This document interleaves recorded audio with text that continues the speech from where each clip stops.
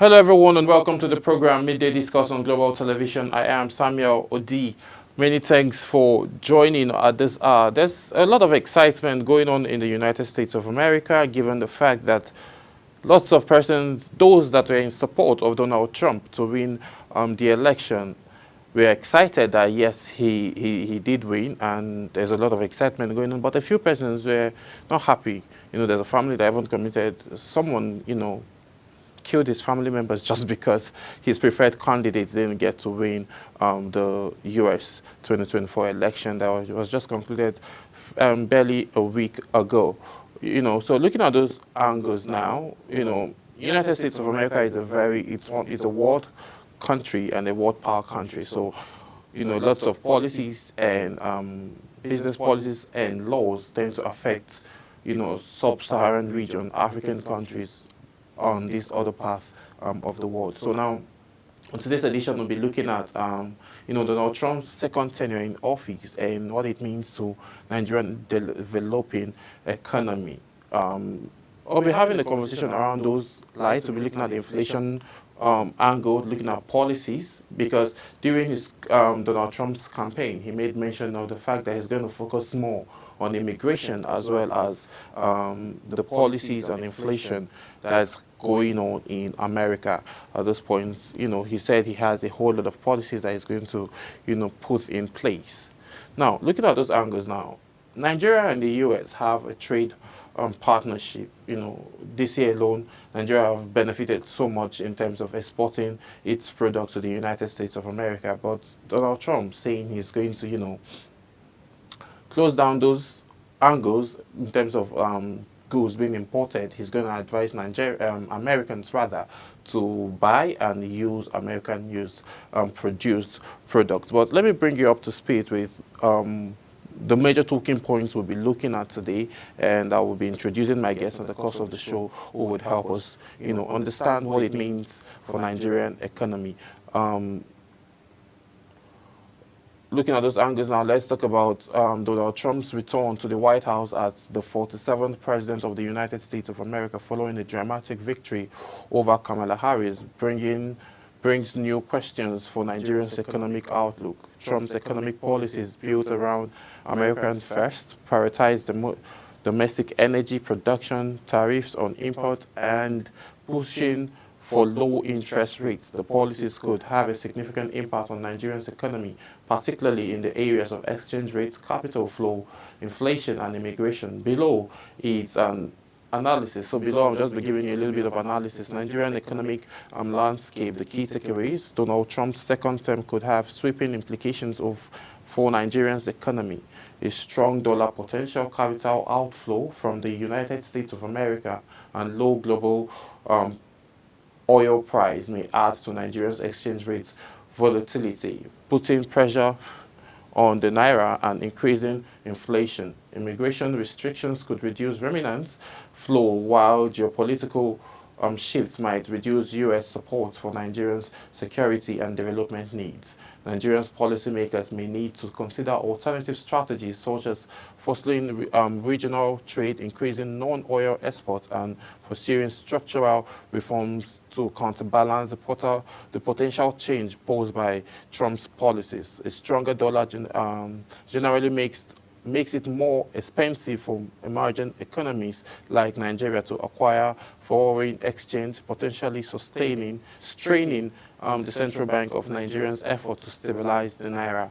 Nigeria's naira has depreciated by over 45% this year, and an appreciation of the dollar could further weaken the naira, impacting import costs, inflation, and purchasing power. Stronger dollar also increased Nigerians' debt services costs, as many of Nigeria's obligations are dollar-dominated, giving Nigerians resilience on imports for fuel, raw materials, and consumers' goods. Additionally, dollar strength could heighten inflationary pressures on already high cost of living. Then also looking at the angles of interest rates and capital flow into Nigeria, Historically, we know Donald Trump has favored a low interest rate environment, pushing the Federal Reserve to maintain a loose monetary policy and even period of economic growth. Donald Trump's initial presidency, the Federal Reserve raised interest rates peaking at 2.5% in the year 2018 before cutting them near zero by March 2020 to constrain the economic effects of the COVID-19. Trump's renewed pressure for lower interest rates could again gain influence the Federal Reserve policy's direction. And the Federal Reserve, if the Federal Reserve keeps rates low, this could, in theory, result in capital outflow from the U.S. as investors seek higher return in emerging markets. However, if dollar strength persists and other global markets remain volatile, investors' sentiments may still favor U.S. assets as a haven. From 2016 to 2020, Nigeria attracted approximately around 58.1 billion in the capital importation, with 2019 seeing the highest inflow of 23 billion US dollars. This was in part of due to Nigerians offering high-yielding instruments like government bonds, which attracted foreign investors, including 4.69 billion US dollars from the United States source in that year. So, looking at Donald Trump's policy, should Trump's policy create a continued low-yielding environment in the U.S., Nigeria could once again attract U.S.-based capital looking forward to high returns, particularly if Nigeria maintains attractive interest rates on its debit instruments. The capital inflow could help elevate Nigerians for foreign exchange pressure and support Naira stability, inflation, and Donald Trump's energy policy. So these are another angle of the conversation. Trump's focus on reducing U.S. energy costs by increasing domestic oil production and drilling on federal lands could mean sustained low oil pricing in his first term. Trump's policy and COVID-19 pandemic led to the crude oil price falling sharply to around $39.17 per barrel in the year 2020 compared to $65.27 per barrel in 2018.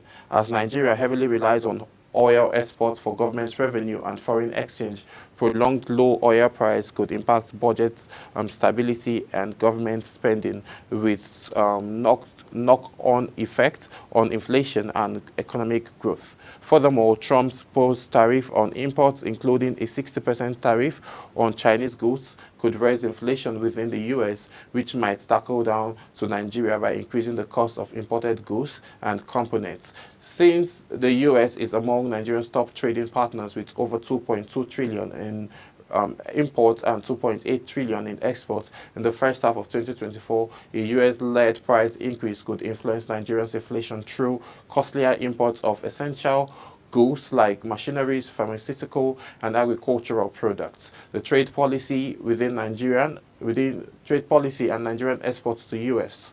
by Trump. And his policy says Buy America policy has often focused on reducing importation and increasing tariffs, which could impact Nigeria's trade relationship with the United States of America.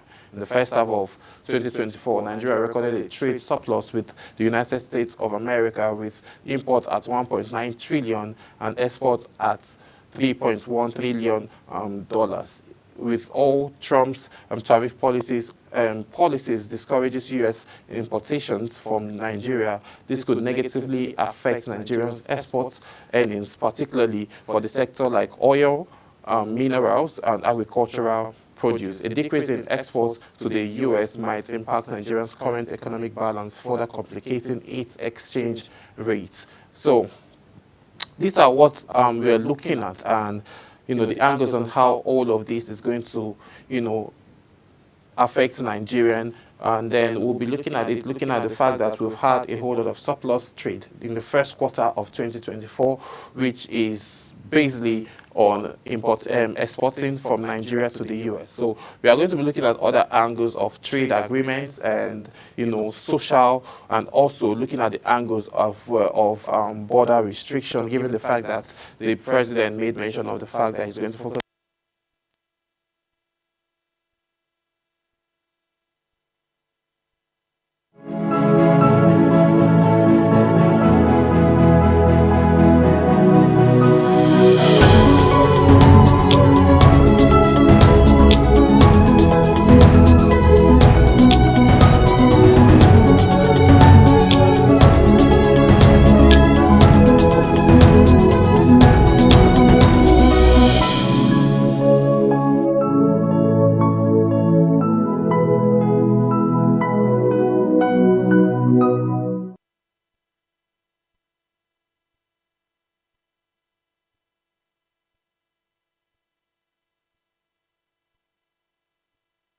Time check. It's midday. Then it's Midday Discourse. Midday Discourse is a program that covers trending local and international news, current issues, and human related topics. Join Samuel Odi weekdays 1 p.m. on Global Television. The discussion starts here.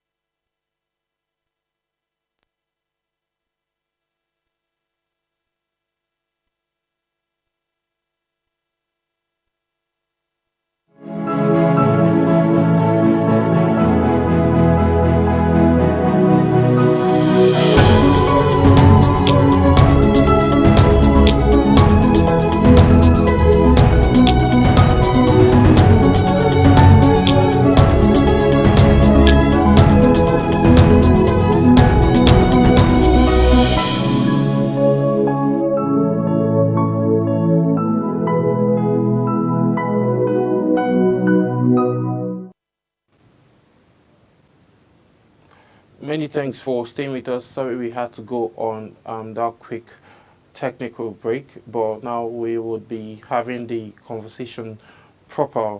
And we'll be looking at angles where we'll be focusing more. We'll be looking at the trade agreements between the USA and Nigeria. Also look at economic diversification as well, given the fact that the new president is emerging or has emerged already.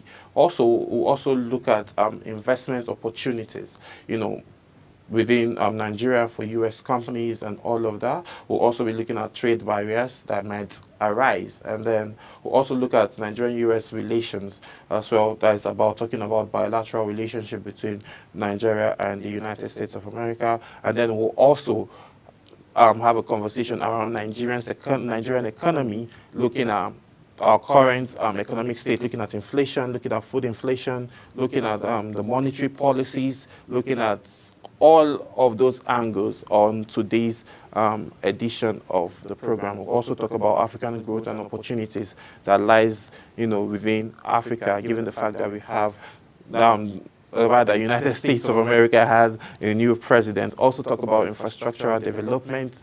Look, those are the angles that will be focusing more on, have a conversation also around regional corporations and many more. So it's a power-packed program, yes, with a whole lot of major talking points, yes, where we would be extraying all of these angles. I'll be going on another quick break, and then when we return back, I introduce my guests, and then we get into the conversation. Please stay with us.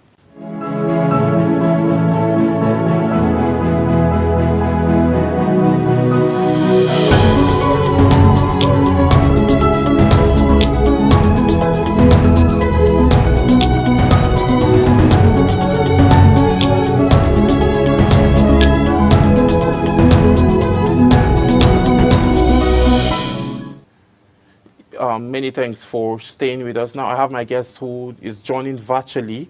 He is the Vice President of Business, Irish Business School here in Abuja. Good afternoon, Mr. Aliyu Adu. Thank you so much for joining. Thank you very much. Good afternoon, Samuel. Yes, sir. Many thanks for joining us on today's edition of Midday Discuss. Yeah, thank you. Thank you. All right.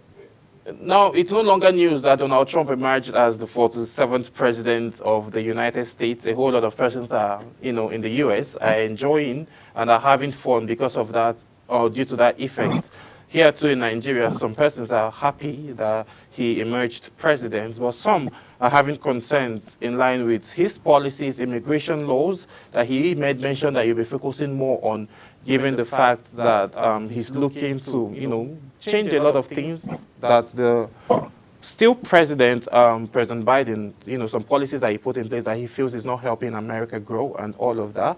So we have trade agreements between, there's a very massive bilateral relationship going on between Nigeria and US, and also trade agreements. But let me get your thoughts.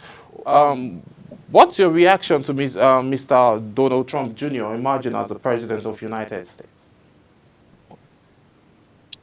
Okay, it's actually Donald Trump Sr. that emerged as the president-elect of the United States, not Donald Trump Jr. Yes, my bad. Well, democracy is at play.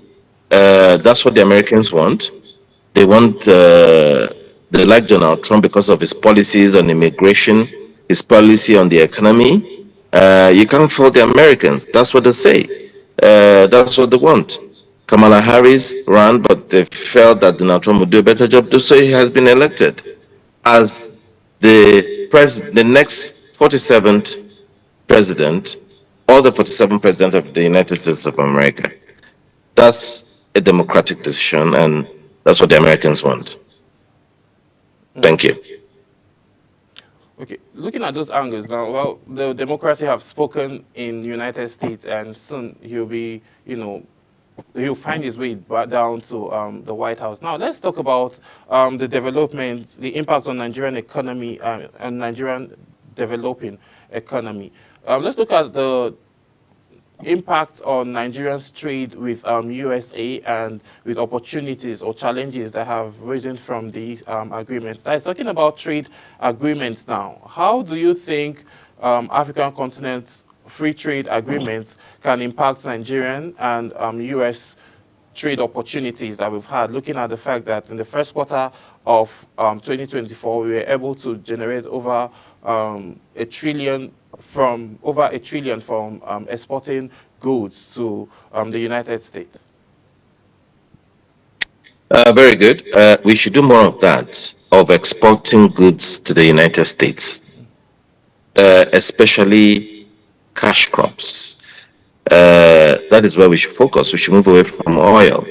Now, exportation is good for any country because it improves our balance of payment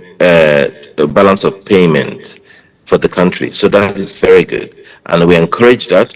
And we should look at other areas of doing business and increase trade between us and the United States. The United States has a lot of money. We should look at how we can trade with the United States in other areas, in solid minerals, in agriculture, most especially.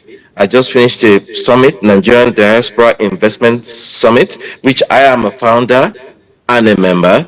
And in there, we discussed about trade agreements, trade between Nigeria and foreign countries, the UK, China, and many other countries. So the essence of the only way we can create jobs and develop the country is to continue to sell our products in abroad. We should sell our products to other countries so that we can earn enough foreign exchange to stabilize the naira, to create jobs, to get Nigerians engaged in production. We are currently a consuming country, and we need to move away from that. Because that's why every day you hear dollar is going up, because we are reliant on the dollar. We import food from abroad, fish, milk. We import them from abroad. We don't need to do this. We need to produce and export and end the foreign exchange to stabilize the naira. That is what we should be doing. So trade with the United States is good. We should increase it and do more trade in different areas, in agriculture, solid minerals. That's where we need to focus to create jobs for Nigerians, to improve our production capabilities, and to reduce importation of food and other items like sugar. Thank you very much. Yes, talking about diversification of Nigerian economy, let me get your thoughts on Nigeria being a partner country with BRICS nation, and do you think it's going to hold any negative impacts with Donald Trump now emerging as the president-elect of the United States of America? Yes, BRICS nation. I don't think we're a full member of Yeah, BRICS yet. partners, Mm, partner countries. Yes, Yes, we are partners with them. BRICS is Brazil, Russia, India, China, and South Africa. That is just the acronym of their names that forms BRICS. So we're a partner country. Yes, we should seek more partnership in different areas, not just with the BRICS, but having partnership bilateral trade agreements with BRIC nations means what that means is that there's going to be increase in trade and we can trade more in goods and services. That's what that means. And not only with the BRICS countries, we need to explore and trade with other blocks, economic blocks like the European Union, the Asian Community, and so many others. We have a population of over 200 million. Over half of the population are living under the poverty line. So we need to increase trade to be able to feed the country, to be able to provide jobs for the country, and to make our economy go forward. And through partnerships with bilateral trade agreements with different countries and different economic blocs is a good uh, um way forward for us, especially when we have one of us as the president of the African Development Bank. So this is where Nigeria should be heading towards. It is good for us. We currently have a new Minister of Trade and Investment, Dr. Jumoke. We hope that she would improve on our bilateral trade agreements with uh, different countries. We need to start dealing to bring in business into Nigeria to create the jobs. As I said, I just finished an international summit hosted in Abuja, and in there we discussed how we can bring foreign direct investment into Nigeria, how we can bring a lot of investment into Nigeria, because the diasporans, looking at the diasporans, they control they bring in $30 billion into Nigerian economy every year. That is more than the size of our budget, or if not the same size of our budget. So that's just to show you the economic strength of diasporans. We need to exploit that, and that is what we are trying to do. And any intentions or any agreements with any economic bloc is the way forward. That's what we need to improve the Nigerian economy. We need to do that. As a matter of fact, we need to do that yesterday because we're a growing population. We have mouths to feed. Nigeria we had a population of 200 million. I mean, 3 years ago, we are now 220 million. We're a growing population and we need to work hard to improve the economy. As a matter of fact, the size of our economy is reducing. We used to be the number one economy in Africa before. Now, I think South Africa is overtaking us. That is not good for us. We have everything more than South Africa. We have more population. We have a larger landmass. We have more resources. Why is South Africa overtaking us? We cannot accept that. We need to develop Nigeria and move forward by bilateral trade agreements. That's where we need to be in. Thank you very much. Yes. Looking at those angles now, obviously Nigeria now is now, we used to be the giant of Africa in terms of economically, but now we're now number 4 on the log of the economy developing here in Africa. But talking about your summit, that happened, the Nigerian Diaspora Summit, and yes, over a 30 billion gets into Nigerian economy on a yearly basis. But what's more, the dependence of Nigeria has been on crude oil, but what are the key things that can be done or the government needs to start doing so as to help grow other sectors like the agricultural sector, mining, and also manufacturing? Now, talking about mining now, there have been a whole lot of illegal miners. Do you think the regulation bodies are not doing more than enough to be able to have Nigerians benefit from that sector? Absolutely. This is exactly what we discussed at the summit, because at the summit I met farmers who had lots of farm, but then they didn't have the support. They're looking to go into, they have huge acres of land. I met a farmer, feed the West, meaning feed West Nigeria.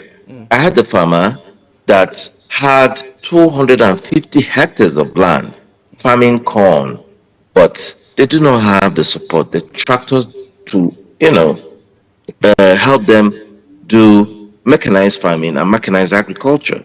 So this is what we need. We need collaboration with the farmers and other businesses in Nigeria within the economy to move the country forward. You're talking about solid minerals. We need investment not only in agriculture, in solid minerals. For example, now our rail system is non-exist. I mean, is not that efficient. You cannot move solid minerals from point of extraction to point of exportation or point of exploration usage by trucks. You need to have a developed rail system. The Ajaokuta uh, uh, steel company needs to start functioning, and we need to be able to move uh, um, iron ore from point of exploration using the rail system to point of usage and to other parts of Nigeria. We need to start investing in major industries. Otherwise, we are not serious. Garbage in, garbage out. You can't say you want to invest in agriculture and you're not putting a lot of money in agriculture. You can't say you want to invest in solid minerals and you're not putting a lot of money in solid minerals. For example, let me give you the Dubai model. Dubai wants to move from an oil dependent country, which they were in 1980s, to a tourist country. Now, they invested a lot of money they got from oil into tourism, into developing the country, hotels, selling Dubai, and today Dubai is an economic bloc. That is what we call garbage in, garbage out. If you're serious about investing in agriculture, you cannot, you must invest a lot of capital, a lot of investment, encourage foreign direct investment, a lot of partnerships in agriculture, partner even with the local farmers. We shouldn't have farmers in Nigeria with 250 hectares looking for tractors. That is unheard of. Look at the Brazilian model. If you have hectares, the government, if you have hectares of farmland, the government will support you with tractors. So this is what we need to look at. We need to have the right people in the right places, more, stimulating the economy. The economy is not being stimulated, as if the people in the helms of power are scared to invest in the economy, to move the economy forward. And that is where we are right now. So if we need to improve manufacturing, if we need to invest in solid minerals, if we need to invest in agriculture, if we want to move Nigeria forward, we cannot move arithmetically the way we're doing. We need to move geometrically, meaning 1, 3, 6, 9, not taking baby steps. And Nigeria has the capacity to do that, and that's where we should be doing.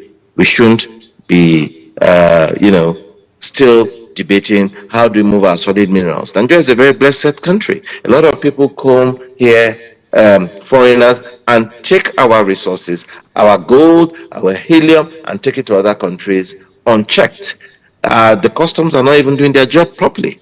Let's be honest, because how are the foreigners coming in, bringing cheap products, and then taking our expensive raw materials? That is not good. That is unheard of, and that should be stopped. Thank you very much. Okay, now most of all of your points are very, very valid. But now let's look at trade barriers that might, that might exist between Nigeria and the US.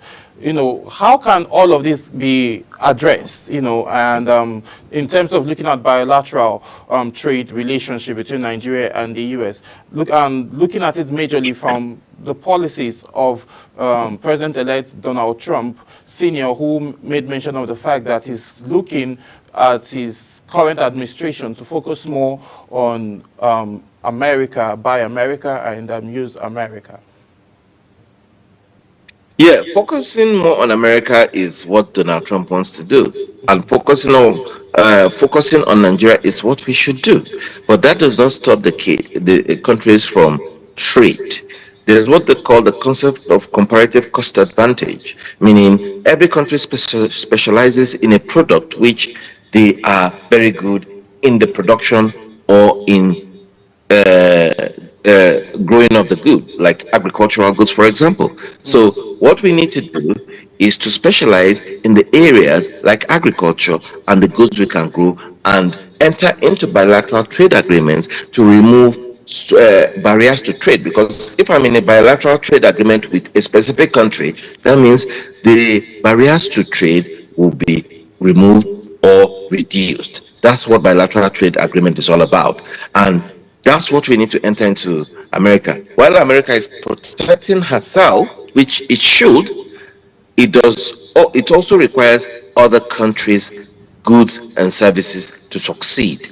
They might require us, they might need helium from us. The other day, Tesla was talking about sitting in a plant, coming to buy our helium. They might require cashew nuts, they might require rubber, they might require cocoa for their agricultural, for their chocolate companies. So it's practically impossible for any country to be an island. That's why the white man says, no man is an island. I also say no country is an island. So they specialize in what they have, which is they are very good in machineries, and we specialize in what we can produce, which is agriculture or solid mineral exploration, and then we do bilateral trade agreement where we give America what we have in excess, and they give us what we need, like machinery, tractors for our farmers. So I think that is where the concept of bilateral trade with America comes into play. No matter how much a country is being protected by the president, or no matter how much protectionism you have over your country, you must still trade. No country is an island. No country can succeed by itself. You must still trade with other countries in order to get your goods and services. And that is where Donald Trump, we must trade with America, and there's nothing Donald Trump can do about it. Whether he likes it or not, America is not self-sufficient. Thank you very much. Yeah, Mr. Liu, as a member of the Nigerians in diaspora and Donald Trump's policy that focus more on economy and immigration. Now, let's focus for a bit on immigration. How do you think this is going to affect Nigerians that are in the US and the ones that are planning to travel for school and for business activities? Do you think the policies is going to tell more or negatively, or that a way it's going to, impact positively on Nigerians that are looking to relocate? First of all, Donald Trump and America, they don't like immigrants. They don't want Nigerians to immigrate to America. You can come visiting, you can come for school, but they don't want you to come and stay, because they want to restrict immigration into their country. So we, on the other hand, should not be encouraging Nigerians to go to America, to relocate to America. There's what they call brain drain. When you're draining the brains of Nigerians by sending Nigerians abroad. The best doctors, if you go to America now, are Nigerians. The best businessmen, Nigerians. The best everything are Nigerians. So we should not be encouraging that. We should rather create a ground for Nigerians to succeed in Nigeria. We shouldn't encourage Nigerians to go. It's okay to go and visit and come back. I schooled in the United States. I did my PhD in economics in Washington, D.C. I studied my MSc in International Economics, Banking and Finance in Cardiff in Wales. And I did my university BA honors in International Economics in Hertfordshire University. I did all that abroad, but I thought Nigeria needs me, and that's why I'm here trying to improve Nigeria. So I don't think we should be worrying about Nigerians going abroad.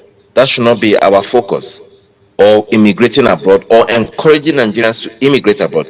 We should look inwards. We should look up on how we can improve Nigerians and make Nigerians a better place. No matter how many Nigerians go abroad, everybody cannot, 200 million Nigerians is not going to relocate to America. Who is going to be left in Nigeria? So The issue here is how do we encourage Nigerians to remain in Nigeria? How do we stop the brain drain? The best doctors, the best health workers, the best teachers, the best economics, the best scientists are finding their way into other countries, and they are making America a better place. You have Nigerians working in NASA, you have Nigerians building satellites for America, you have Nigerians working in different good places in the United States and the UK. Why are they not in Nigeria helping to improve the economy? So we should focus on building Nigeria rather than leaving Nigeria to who are we going to leave it to? You know, I know it's tough, but let's work with the government to ensure that Nigeria is a better place for all of us rather than sending them to America where Trump is going to drive them away. And if you Yeah. come there, you're an illegal immigrant, they're going to deport you. And then that's very bad. Some people lose their life in the process, some people are getting incarcerated, and some people look at Nigerians going to Libya and we hear horrible stories. We shouldn't be encouraging our countrymen, our citizens to go to other countries to go and suffer. And God has blessed us with enough land to farm and eat and grow. Why are we not doing that? In Nigeria here, if you eat mango, you throw a seed of mango in your backyard, it's going to germinate. You can't do that in the UK. It's not going to work because they don't have that kind of agricultural land. Why are we not investing locally, grow enough mangoes, and even export it abroad and make money? We don't have to go to the United States. You know, I school there, but I'm here because I love Nigeria. Nigeria is my country. And I believe we should stop focusing on Nigerians immigrating to the US. Rather, we should look at developing Nigeria. We only have one country. If you go to US, they're going to drive you back. Where are you going to go? Your children are growing here. Your family members are here. So we need to improve and grow Nigeria. That's where we need to focus on. Thank you. Well, as a member of Nigerians in diaspora and also a founder, I would love to think that you all are making, as the government is working on getting Nigeria, putting Nigeria in shape for investors to come in. Are you also advocating for those Nigerians in diaspora that have been abroad for donkeys of years to come back and help with the good work that you are doing in terms of helping farmers as well as helping Nigerian economy revamp? What avenues or what approaches are you all taking to, see to the fact that Nigerians that have traveled abroad to school are wanting to come back to continue the good work that you all have started here? Oh, thank you very much. 8 years ago, I, with my members group, sold the idea to the federal government of the Nigerian Diaspora Investment Summit, which brings Nigerians that are in diaspora to Nigeria to invest in businesses. Because you hear Nigerians are spending over $30 billion every year repatriating it to Nigeria. So I called my colleagues and said, hold on a minute, why don't we get Nigerians to come to invest in businesses? Because I know a lot of Nigerian SMEs are looking for finance. That is what the whole summit is all about. And I now got businesses in Nigeria to come and pitch, meaning sell themselves to diasporans from Nigeria to invest in their businesses. We were inaugurated in 2018 by the then President Muhammadu Buhari in 2018. It was carried by the national dailies, and since then, every year, we have the Nigerian Diaspora Investment Summit. For the last 8 years, we've had it. And every year, diasporans from different countries, China, UK, US, Bangladesh, everywhere, they come to Nigeria, Abuja, in November to speak to their various businesses in Nigeria and see how they can invest. And so far, that has been a success story. Now, this is one of the ways I think I see myself as helping to build Nigeria, as helping to encourage investment into Nigeria, as helping the Nigerian citizenry. Because I cannot just fold my arms and say, I'm going to wait for the government to do everything. No, this is our little way of coming together and saying, Nigeria supported us to go and study abroad. Now, what can we give back to our country? And that's why we're doing this. I've been doing this for 7 years now, and I was inaugurated by Buhari, and different government have participated in my summit. In the last one we just had just last week, the Secretary of the Federal Government was present, all Minister of Trade and Investment, and many ministers and senators came to grace the occasion, honorable members, and we are trying to think, how do we help Nigerians? Over 200 Nigerian businesses were present, and some of them got support, financial support from 1 million to 5 million in different categories from different diasporans. That is my way of contributing to the Nigerian state. That is my way of saying thank you to Nigeria. I want to do more. I'll only stop when every Nigerian, when there's no poverty in Nigeria, when majority of Nigerians can feed themselves, when employment is near zero, that's when I'm going to stop. So I have dedicated my life to ensure that Nigeria improves, things are better for Nigerians, and we get to the promised land.